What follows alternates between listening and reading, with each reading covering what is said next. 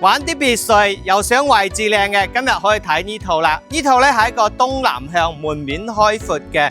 今日呢套咧係我哋雅居樂嘅一個4分1別墅嚟嘅。佢同樣都有我哋嘅前院，呢個前院咧仲係比較方正，空間咧仲係比較靚嘅，做咗一個大嘅落地窗啦。咁呢邊入嚟咧，首先就係我哋1樓嘅大廳啦。睇下呢個開間都成5米幾嘅，呢個開間都比較闊，餐客廳連貫。呢邊咧就係我哋嘅飯廳位置，包括呢啲餐邊櫃都做好咗啦，收啦，呢啲櫃都已經安排咗啦。咁入邊咧就係我哋嘅廚房，再入去咧就係我哋1樓嘅公衛嚟嘅。包括我哋呢個單位咧全新裝修好嘅，可以講係拎包入住。咁呢邊咧仲非常之貼心，安排咗一個1樓嘅長者房俾你嘅。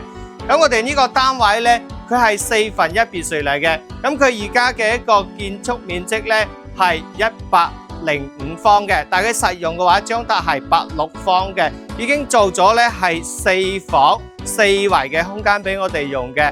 咁咧佢呢個咧就門面開闊，同埋咧係一個東南向嘅。咁2樓咧就係2間房啦，同埋3樓咧睇出嘅露台嘅景觀咧都係比較靚嘅，就係我哋一個主人套房嘅空間嚟嘅。咁佢依家咧係180幾萬就 OK 噶啦。如果你關注呢類型4分1嘅話，咁你就可以聯繫君仔過嚟睇翻呢套。